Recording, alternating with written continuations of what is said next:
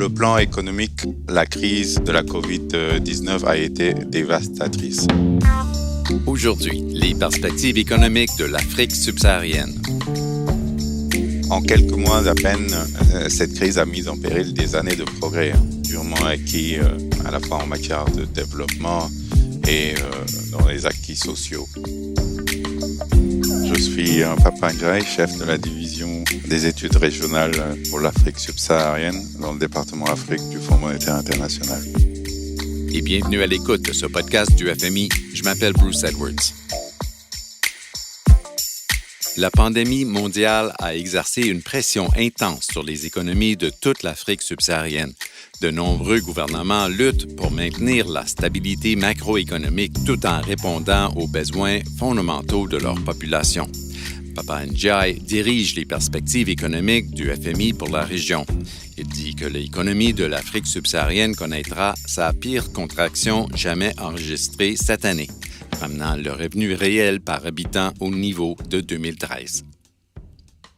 Il semble que les taux d'infection soient considérablement plus bas que dans d'autres régions, mais la pandémie a certainement perturbé les économies de l'Afrique subsaharienne. Comment cette crise s'est-elle déroulée depuis qu'on s'est parlé en avril dernier? Sur le plan de la crise sanitaire, l'apparition de la pandémie a été plus retardée en Afrique subsaharienne et on a vu des taux d'infection qui ont été relativement plus faibles par rapport à d'autres régions du monde. Cependant, ces résultats doivent être pris avec beaucoup de prudence parce que les pays de la sous-région ont un nombre limité de tests qui pourraient masquer la véritable ampleur de la pandémie. De plus, les faibles chiffres régionaux masquent une grande variation dans l'évolution de la pandémie entre pays. Alors que de nombreux pays, par exemple, ont dépassé leur pic d'infection, d'autres ont vu récemment une augmentation du nombre de cas. Il faut donc, comme je l'ai dit, être prudent sur l'évolution future de la pandémie dans la région. Et cela est de plus en plus important quand on regarde l'évolution de la pandémie dans les pays avancés, de nombreux pays avancés qui ont vu une résurgence des nouveaux cas. Et donc, le spectre d'une d'épidémie répétée dans la région ne peut pas être écarté. Et sur le plan économique, comment s'est-il passé? Oui, donc sur le plan économique, la crise de la COVID-19 a été dévastatrice. En 2020, nous prévoyons une croissance négative de l'ordre de moins 3%, ce qui correspond globalement aux projections que nous avions présentées dans la mise en jour économique régionale de juin. Mais ce chiffre est l'un des pires résultats jamais observés pour la région en moyenne. Et quand on regarde ça depuis les années 70, en gros. Et on prévoit une croissance régionale positive, donc un retour à la croissance de la région de l'ordre de 3,1% en 2021.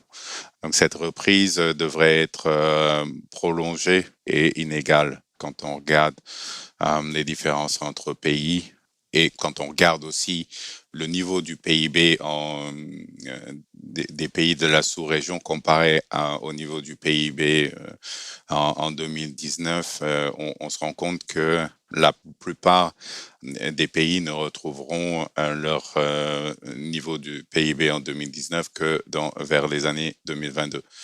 Et certaines des plus grandes économies de la région, par exemple, ne retrouveront ce niveau qu'en 2023 ou 2024.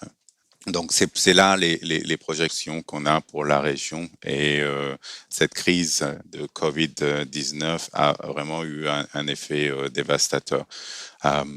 Pour vous donner juste une idée, en termes de PIB par tête ou par habitant, les pertes cumulées entre 2020 et 2021 s'élèvent à 4,5%, ce qui est la perte la plus importante comparée aux autres régions. Wow. Alors, comme vous avez noté, l'impact de la crise est profonde. Les perspectives suggèrent même qu'elle pourrait littéralement reculer de 20 ans sur certains aspects du développement.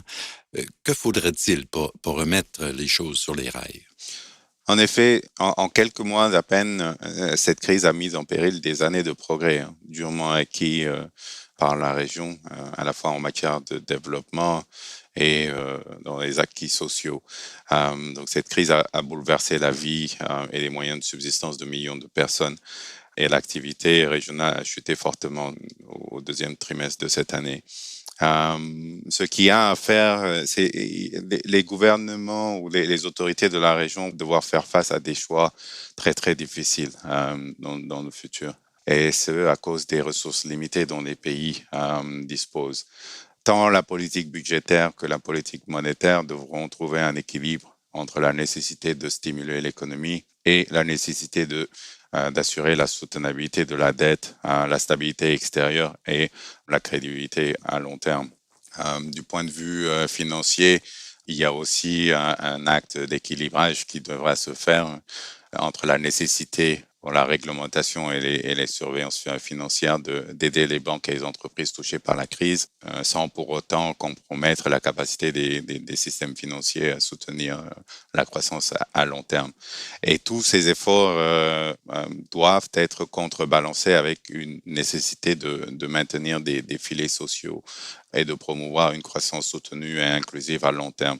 Donc c'est là un défi très difficile à lever et c'est un défi qui va exiger un soutien extérieur continu. Sans une aide significative, de nombreux pays de la sous-région auront du mal à maintenir la stabilité macroéconomique de leur pays tout en répondant aux besoins fondamentaux de leur population. Cette année, quand on regarde l'aide que le Fonds monétaire international a pourvu à la région, ça a été l'une des aides les plus conséquentes qu'on a vues depuis plusieurs années, parce que en juste l'espace de quelques mois, le Fonds monétaire international a débloqué à peu près 16 milliards de dollars pour 33 pays de la sous-région et a aussi donné un allègement immédiat du service de la dette à 22 pays les plus pauvres de la sous-région. C'est là une aide conséquente, mais ce sera pas, c'est pas suffisant. Les pays de la sous-région font face à un déficit de financement qui est substantiel à moyen terme. Nos derniers calculs indiquent un déficit de l'ordre de 290 milliards de dollars entre 2020 et 2023. Ce qui pourrait contraindre de nombreux pays à entreprendre des ajustements qui sont beaucoup plus larges que ceux qui sont prévus dans nos projections de base et ce qui pourrait compromettre la croissance et la stabilité dans ces pays. Bien entendu, le Fonds monétaire reste prêt à soutenir tous les pays membres qui sollicitent des programmes, mais il faudra plus. Empêcher l'annulation des développements des progrès en termes de développement qui ont été faits ces 20 dernières années va requérir plus d'aide. Et compte tenu de ces pressions extrêmes sur les finances publiques, les pays pourront-ils se permettre d'acheter le vaccin lorsqu'il sera disponible? C'est une question très importante et un aspect clé dans cette lutte contre la crise sanitaire, la pandémie, et c'est vraiment de garantir que toutes les innovations, qu'il s'agisse de tests, de traitements ou de vaccins, soient produites à une grande échelle pour le bénéfice de tous les pays. Et donc, il faudra aussi une coopération multilatérale pour s'assurer que ce sera bien le cas, pour aider à la distribution des doses dans tous les pays et que ces pays puissent en bénéficier à des prix abordables. En gros, la communauté internationale devra continuer à aider les pays en particulier les pays dont les systèmes de santé sont limités, en partageant leurs équipements, leur savoir-faire et en pourvoyant le soutien financier nécessaire. Et avec les milliards de dollars de soutien financier qui coulent si rapidement dans les coffres du gouvernement, comment s'assurer que l'argent se retrouve aux bons endroits? Ouais, bien entendu, au niveau du Fonds monétaire international, on continue à veiller à ce que toutes les ressources du fonds mises à la disposition des pays membres sont protégées grâce à nos évaluations normales de sauvegarde des fonds. Et dans nos accords de financement pluriannuels, on continue également à veiller à ce que les mesures de gouvernance et de de lutte contre la corruption soient incluses comme il le convient dans la conception de nouveaux programmes et que les engagements pris dans les programmes existants soient tenus. Donc, ceci étant dit, les instruments de financement d'urgence qui ont été déployés en masse pendant cette crise sont fournis sous forme de décaissement direct. Et il y a donc beaucoup moins de marge de manœuvre pour des conditionnalités traditionnelles sur des actions préalables que les gouvernements doivent prendre pour satisfaire certains critères. Mais cependant, et ce qui est aussi conforme au programme qu'on a eu de financement rapide précédent, le Fonds monétaire continue de soutenir les autorités nationales dans l'élaboration des cadres de plans de gestion des finances et de lutte contre la corruption. Et ces mesures ont été conçues aussi pour permettre un décaissement rapide tout en garantissant que l'aide est utilisée dans le but très urgent de résoudre la crise actuelle et que cette aide n'est pas détournée à d'autres fins. Donc, il s'agit vraiment d'un exercice d'équilibre entre un déboursement rapide des fonds et la mise en place de contrôles et de mécanismes de responsabilisation appropriés. Alors, la dette était un problème bien avant la pandémie et a considérablement augmenté depuis. Dans quelle mesure la dette est-elle préoccupante à ce stade? La priorité, bien entendu, reste de faire tout ce qui est possible pour sauver des vies. Et une fois la menace sanitaire passée, les gouvernements ou les autorités devront prendre les mesures nécessaires pour s'assurer ou pour assurer la viabilité de leur dette sans compromettre pour autant la croissance à long terme. Il faut qu'on reconnaisse qu'il est très difficile dans les conditions actuelles d'évaluer la viabilité de la dette d'un pays, en particulier à cause de la grande incertitude autour de la croissance future. Mais cependant, ce qui est clair, c'est que la capacité d'endettement de la plupart des pays a clairement diminué, avec des perspectives de croissance plus faibles, une couverture des réserves plus faible, un ralentissement des flux de capitaux. Et plusieurs pays d'Afrique subsaharienne vont certainement être poussés au-delà du seuil de viabilité de la dette. Et dans les cas où le service de la dette d'un pays dépasse sa capacité de repaiement, il est dans l'intérêt des créanciers et des emprunteurs de convenir à des conditions d'allègement de cette dette. Et c'est dans ce contexte que, en fait, le Fonds monétaire international a déjà mis en place, pourvu un allègement temporaire immédiat du service de la dette dans le cadre du Fonds fiduciaire d'assistance et de riposte aux catastrophes. Il y a 22 pays d'Afrique subsaharienne qui en ont bénéficié, par exemple. Et il y a aussi l'initiative du G20 sur la suspension du service de la dette. Et nous avons parlé auparavant d'un dividende démographique potentiel pour l'Afrique subsaharienne.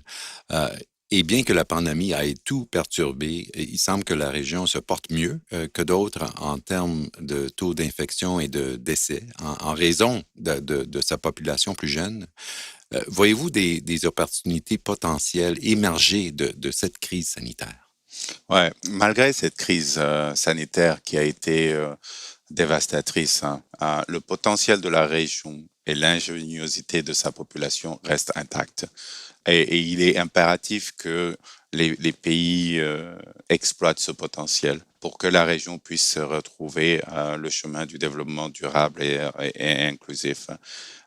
Cette pandémie, bien qu'elle ait été dévastatrice, les besoins de reconstruction et de relance des économies présentent une opportunité historique pour reconstruire un avenir meilleur, un avenir qui est axé sur un modèle de croissance plus favorable à l'environnement, par exemple, plus durable et inclusif, et qui peut générer des gains de développement encore plus importants dans le long terme.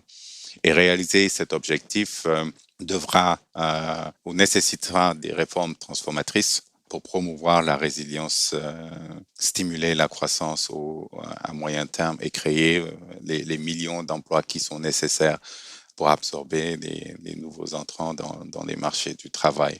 Et ces réformes transformatrices sont en gros des réformes liées à la mobilisation des recettes nationales à la promotion de la numérisation, par exemple, ou du numérique, à l'intégration commerciale pour la zone de libre-échange continentale africaine et promouvoir la concurrence. Et enfin, pour ne citer que quelques mesures, la lutte contre le changement climatique. Donc, ces réformes doivent être complétées par des réformes de gouvernance pour améliorer la gouvernance, améliorer la transparence, ce qui permettra d'instaurer une confiance dans l'état de droit et améliorer les conditions des entreprises. Donc, en gros, toutes ces réformes permettront à la région d'attirer les flux de capitaux qui lui permettront de satisfaire ses larges besoins de financement qui ont été causés par la pandémie de la COVID-19. Ces réformes permettront aussi à la région de réaliser ses objectifs de développement durable et par là, potentiellement, devenir un moteur de croissance globale. Papa Ndiaye, je vous remercie. Merci beaucoup.